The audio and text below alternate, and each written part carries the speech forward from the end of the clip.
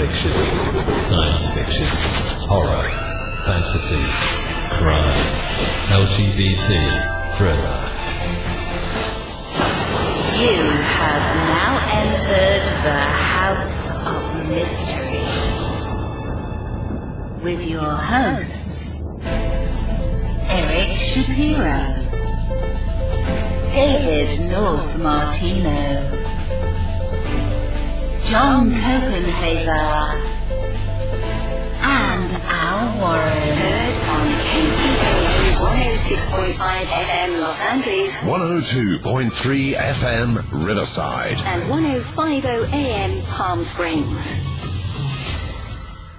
All right, and welcome back to the House of Mystery. Of course, I'm Al Warren, and Dave Martino is here, and we've got the guest. And the newest book, Deadly Tides. It's a Misty Pines mystery, and this is book 2 of the series. So we're going to talk to the author, Mary Keliikoa. Thank you for being here. Thanks for having me, Alan. Appreciate it. Well, so Mary, it looked like you haven't been a lifelong writer, right? This is like your second book in the series. You haven't been writing for your whole life. This is something that you just recently sort of got into, right? Well, no, not necessarily. I actually started writing when I was 27, which was, about 30 some plus years ago. So, wow. Yeah. So I actually have another series out, but I started writing at 27, and I wrote until I was 35, and I stopped for a little bit to open a company with my husband, and we did that for 15 years before I was able to come back to my writing. I turned 50, and I thought, now's about the time to do this if I'm going to do this. And so I had my first series published, and now this is my second series, So why crime? Like, why crime, murder, and mystery and all that? Is that something you have a real passion for, or? Yeah, well, I spent 18 years in the legal field. That was my day job before I, right out of high school, actually. I was a paralegal, and I worked for lawyers, yes. And condolences, no. No, it was actually a great, playground and a learning ground of, what justice is and how the system works. I really found it intriguing. I've always kind of had that lean into, justice and finding out, who did it and that type of thing. So it was just a natural progression into murder mystery. It's also what I read. I loved Mary Higgins Clark and lots of different crime novelists at the time. And so it just kind of gravitated towards it. Just kind of what felt right. I guess that would be a big advantage too, in a sense, because a lot of times crime mystery writers, especially in fiction, they have to go out looking and researching to find out how things go in the legal system. And you kind of have the experience of being in it. So, I mean, you know a lot of the process, I guess. Absolutely. I mean, I still have police officers that I talk to quite regularly and different people in the industry. My sister's still in the legal field as a paralegal. So I have people I can always chat with. But yeah, I do have a very general, basic knowledge of it and just how it works and the mentality and the personalities that go into it all. So it's been good to draw from that. Yeah, but talking to police officers when you've been arrested, I don't know if that counts. I don't know, but I'm just saying. Yeah. Well, I guess in a way, you're getting the real deal there, right? Yeah. Well, I've tried to stay out of the back seat of those cars, I've done pretty well. Yeah, no, I know I've dealt with a lot too. I've done a lot of true crime books over my years, and so I know a lot of officers and prosecutors and detectives and stuff like that I've met. So yeah, it's a big advantage to know people and to be in it. Yeah, and just not to feel afraid to even ask. I think that's probably, so many people I know are like, who do I ask? And I'm like, you just pick up a phone and you just call the desk, and you start asking questions, and people are really open to helping you if you're, sincere and polite and, but sometimes it's just getting over the own fear of doing something like that. And I just don't have that because I've just worked around people like that, for years. So. Yeah, and you've met people. I think there's a real separation as well, especially in the last years, between law enforcement, let's just say, some of the legal side, and some common people, let's say just normal people out doing their stuff. It's not it's not a close relationship, let's say, in a lot of areas. So sometimes that Yeah. is probably a little bit of a hindrance as well, which is really too bad because most of the time when you're out there and you know police and you know different people in the business, you realize that they're just people and they're trying to do the right thing and help. Oh, absolutely. They're very, wonderful people. They all have lives and they all want to go home at the end of the day just like the rest of us do. So. Yeah. So it's too bad that there's sort of a separation there somewhat, When you write this story, so now you've got Sheriff Jax Turner here. So when you've got him, how do you write that character? Oh, gosh. Yeah, it was different because my first series was a female. And so, I really had to shift gears a little bit, just even to write a male character. I think I really drew a lot upon my history with military men in my life and lawyers and just different men that I've met. They're very tenacious and very, just know how to get it done type of personalities. And I just pulled from that and used that as a lot as the basis and the inspiration for the character. Yeah. It's probably quite a few different people you've worked and met over the years. It's kind of like just a amalgamation of them all, right? Mm-hmm. It is. Yeah. And I worked retail, so the company that my husband and I started was in retail too. And so if that doesn't give you a whole array of personalities on a daily basis, that there's just so much to draw from. And I think as a writer, that's what you do. You just observe and you pull and you just create character from all of your life experience. Well, can you hear Jax? Can you in your other characters and even your prose, or do you have another way? Oh no, I can hear him. I can hear his voice. I can visualize him very easily. Yeah, and actually, this is kind of one of these asides. I envision Gerard Butler playing the part in a movie someday, and so I oftentimes can really get into that character of what that would look like. Well, I'll give you his phone number. Yeah, he might say no. He's a wild man. Oh, yeah. Just so you know. Well, yeah. But when you say you hear, so do you have a conversation with your character, or how do you actually write the dialogue? Are you sitting there and then the characters just sort of do it? Do you see it like a movie, or do you actually tell your characters what to do? Oh no, I try to listen as much as I can. Usually if I'm in the scene, I've kind of stepped into that person's character and I'm writing it as I'm typing it. It's just kind of that's what I think this person's going to be saying right here and now. I can just hear his response to things. And I can hear the other characters' responses too, because, I do quite a bit of characters research prior to going in. So I know my characters pretty well, what they like, what they don't like, what their triggers can be.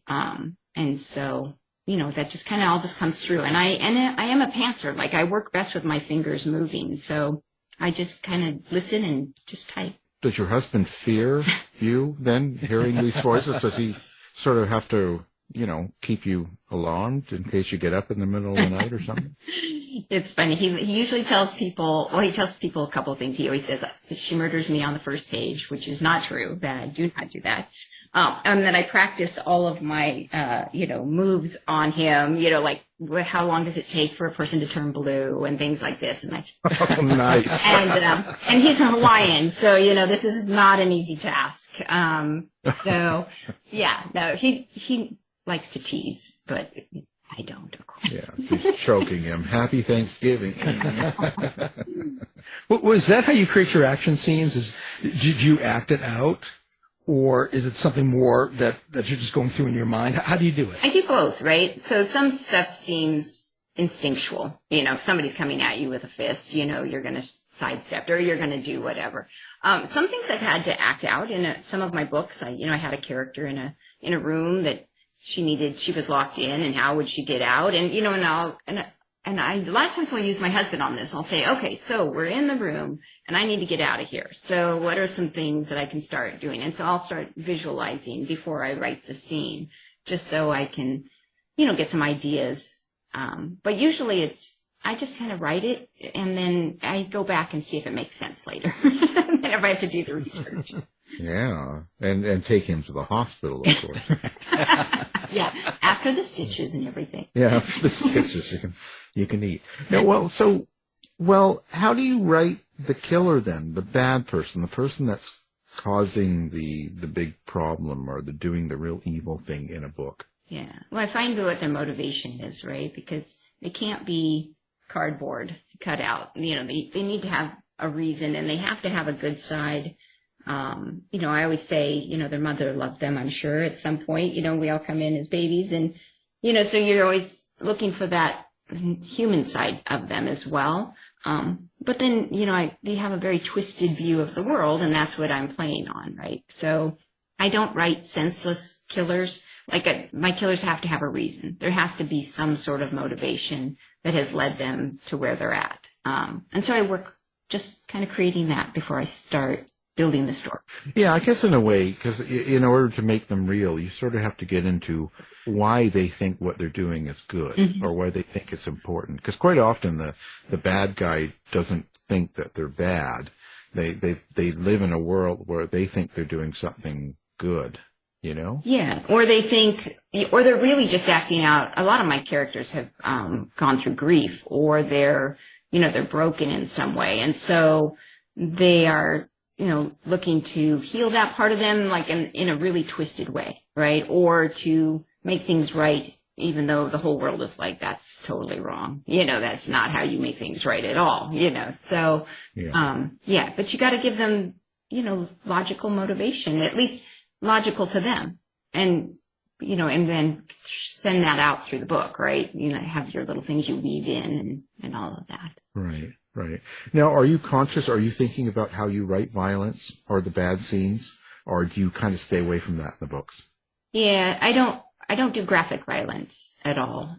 So I am conscious of that. I always feel like I don't like to read too graphic. I like to sleep at night. So, you know, I don't go too crazy. So I'm pretty conscious about not going too bloody or, you know, too graphic. Yeah. It's probably better that way. You know, if you're not comfortable writing it, it wouldn't come out very good if you were, you know, doing that. You can turn on the news too. You want to get depressed, turn on the news for 20 minutes, and then you'll be back in it. Well, so when you put together this book, you said you're a pantser, so you haven't got this outlined. You haven't got this all decided. Okay, this is where it starts. This is where it's going to go. This is what's going to happen, and this is how it ends. Or do you? Or is it just completely one as it goes? So in Deadly Tides in particular, I knew that I wanted to play with the idea of severed feet. So I knew that part of the book. Like, I want to have severed feet washing ashore in the Pacific Northwest. It's a phenomenon that actually happens, and it's intrigued me for a long time. So, like in this case, I knew that was the element that I was going to be tying into the book. And so usually I start with that type of, you know, inspiration. And then of course I know who my characters are. And so, you know, it's really like, well, we've got severed feet. Now where do we go from here? How it ends, I never really know for sure until I get to about the 2/3 part. I basically know who the killer is usually, though. But usually it could go a couple of directions as well. So I kind of surprise myself at the end, just like I do. And then I have to go back and fix when I do the edits. Like, so if I think I know who it is, but I change it, then I just have to go strengthen that a little bit throughout the edits. But it's always all there. So it works for me for some reason. I tried to plot, but it does not work for me. Yeah. The foot thing is really good because I only have to drop in one every 6 months in the ocean here. Great. Okay. Well, in the same vein of writing by the seat of your pants, have your characters ever surprised you while you're writing? Do they kind of take the plot off the rails, making it difficult for you yourself to kind of stay on track with getting to that ending that you start to envision? That's a good question. You know, not usual. I mean, usually they act pretty good and pretty normal to their character, you know, not too often. I would say in the first book in the series, which actually was inspired by a true event in my hometown, the characters at the end kind of surprised. And, you know, I was like, oh yeah, we'll put that in there because that seems like that would work. And I was a little surprised that we'd gone down that direction, but yeah, I mean, at the end, it all kind of works itself out. So occasionally, I will say occasionally they surprise me. But usually, by the time I'm halfway through, I know where I'm going with the book. And so. What you do, I wonder here now, so when you are going through your characters and what they go through, like, you're beating up your husband to try different moves and you're doing all this stuff and you're going through the murder and then the afterwards and whatever else you have to go through and stuff. When you finish the book and it's completed and sent to the publisher and stuff like that, do you look back and do you think living through your characters for the year or however long it took you to write it sort of changed you in any way?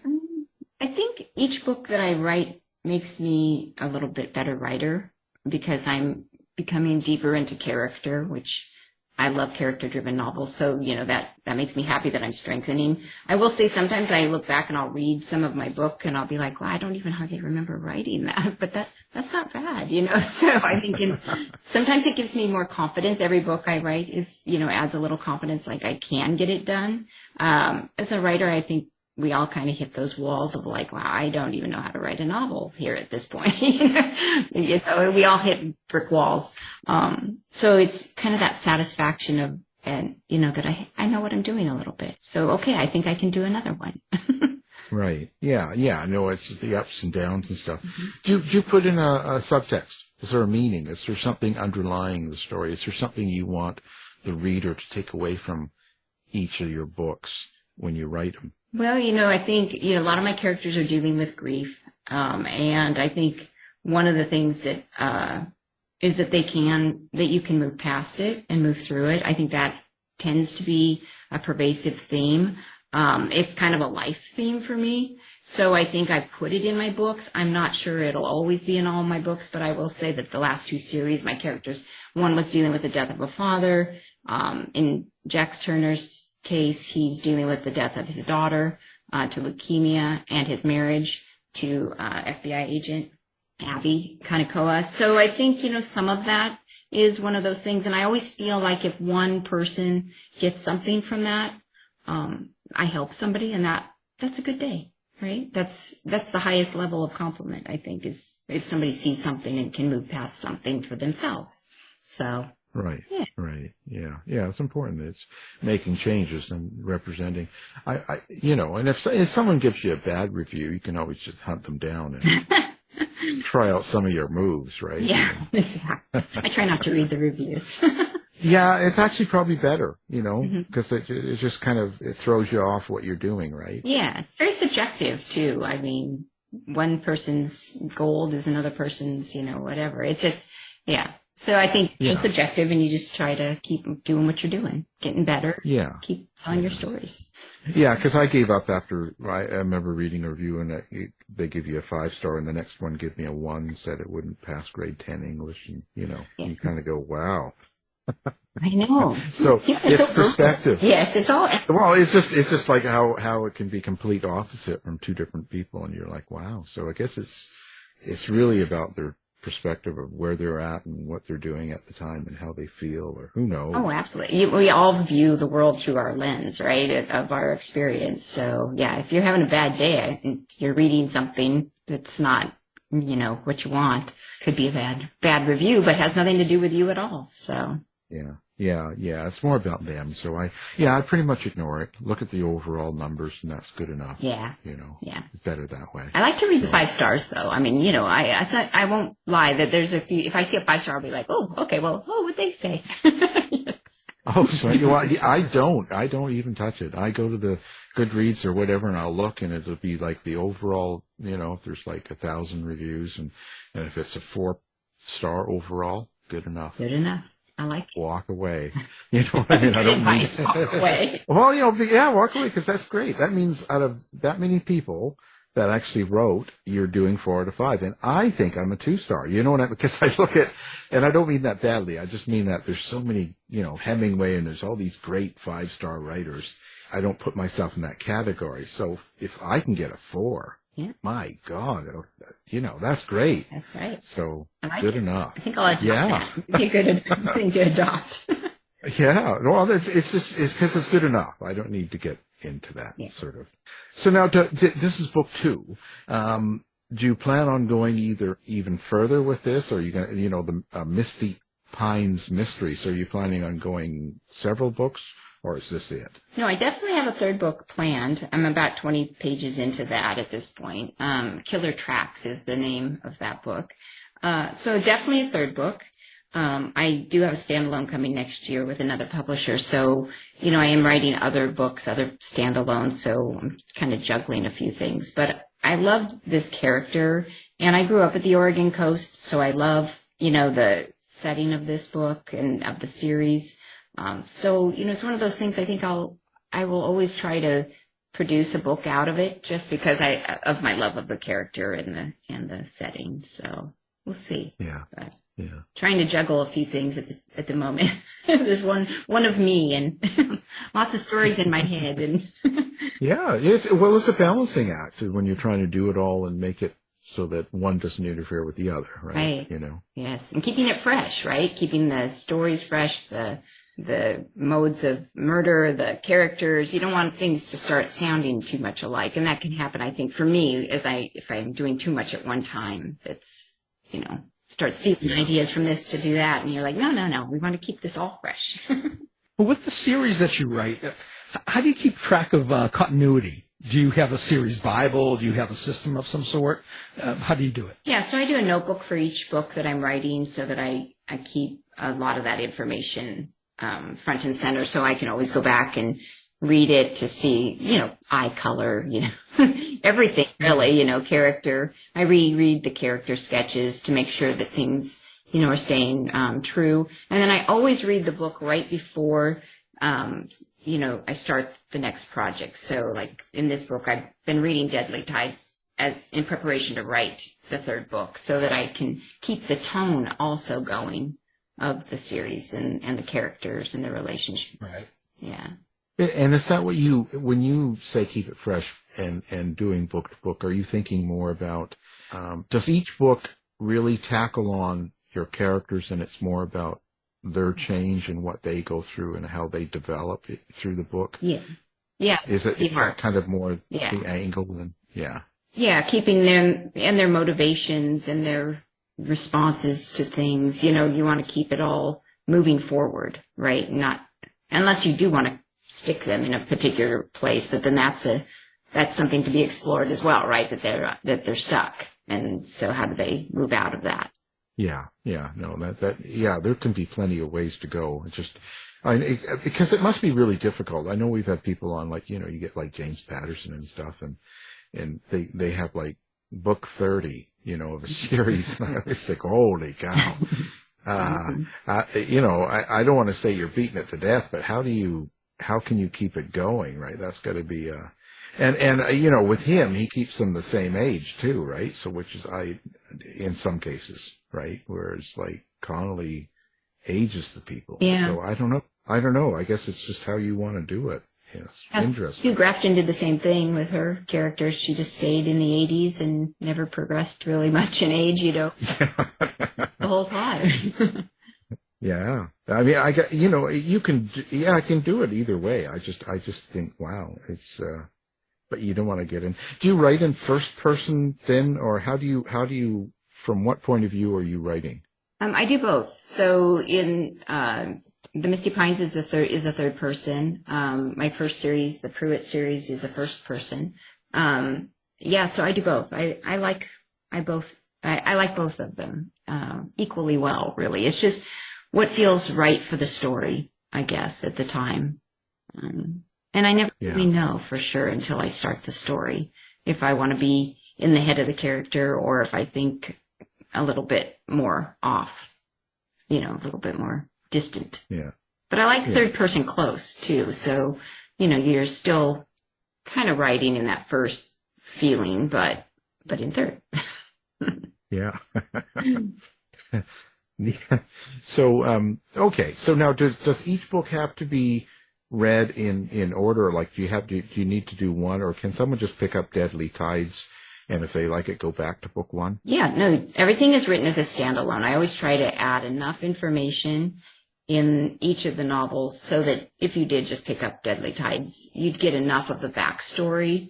Although I always say the first book is the place to start, of course, because it really gives you all the history, really dives into all of that. But no, you don't need to if you don't want to. Yeah, no, it's important to go through the series if you like the book that you're reading, because then you learn about how they got there more and stuff like that. I think it's important. Yeah.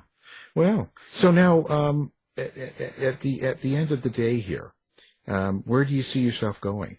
Just keeping the stories flowing. Hopefully we'll continue and just continuing to write more Jax and more standalones. And I'm not really slowing down. We just sold our company, so I am fully retired. And this is what I do now for my day job. So I'm lucky in that way. I get to write full time, and that's what I intend to do. So just keep producing. Oh, so do you actually, can you do it that way? Can you go, okay, well, Monday to Friday and sit down, go 9 to 5 and just there and turn it on? Or do you have to be in a certain frame of mind or certain time or something like that? Well, I'm a morning writer, so I tend to write from like 7 in the morning till about 11 or 12 these days.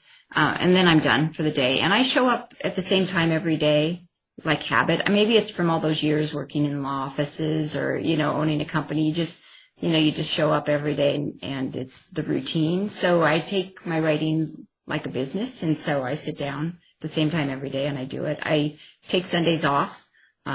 Saturdays I do, a little bit of editing here and there, but I show up every day. Even if I don't produce a ton of work, at least I'm there. It's the action of being there. And sometimes it's just editing. Sometimes it's fresh writing. Sometimes it's a little marketing, but it's the business, right? I'm there to do whatever shows up.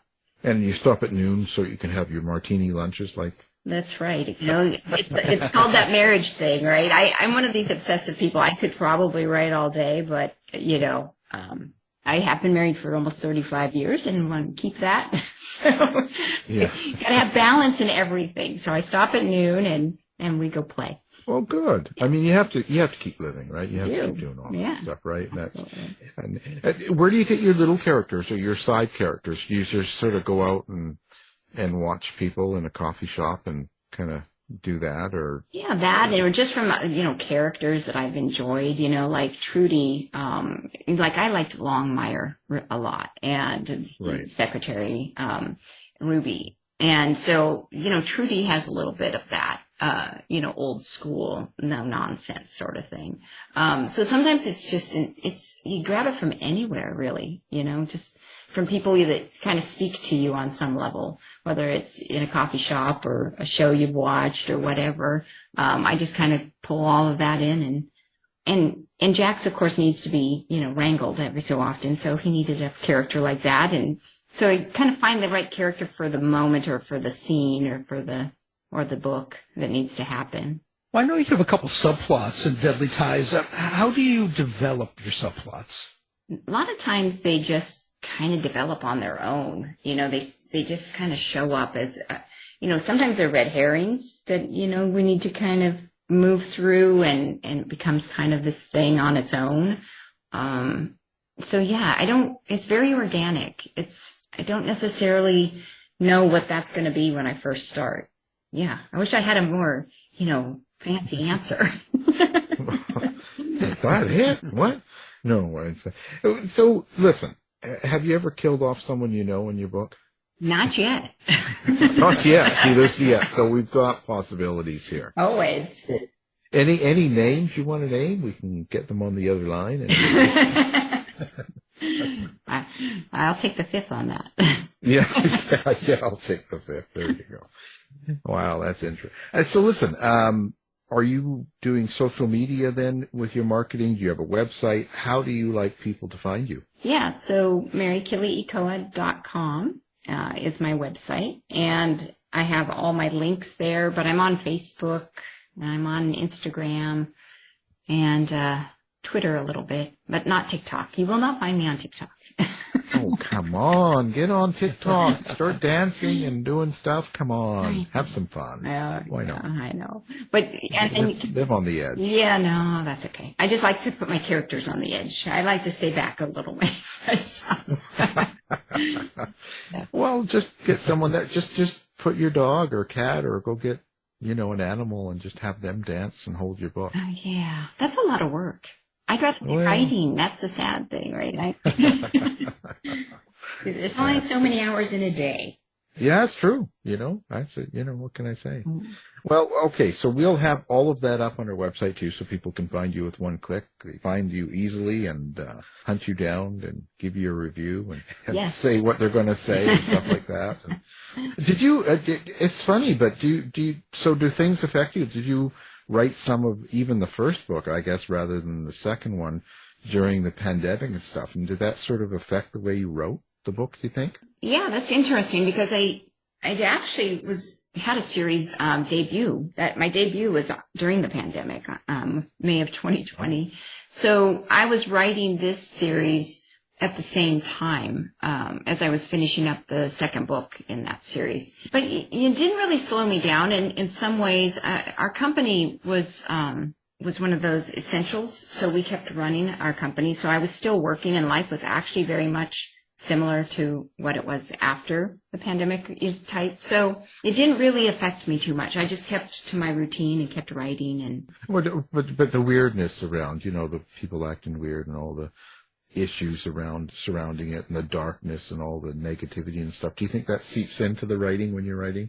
Probably to some degree. I mean, yeah, I had 35 employees. I was trying to keep healthy and, so I was kind of juggling a lot of stuff during some of that.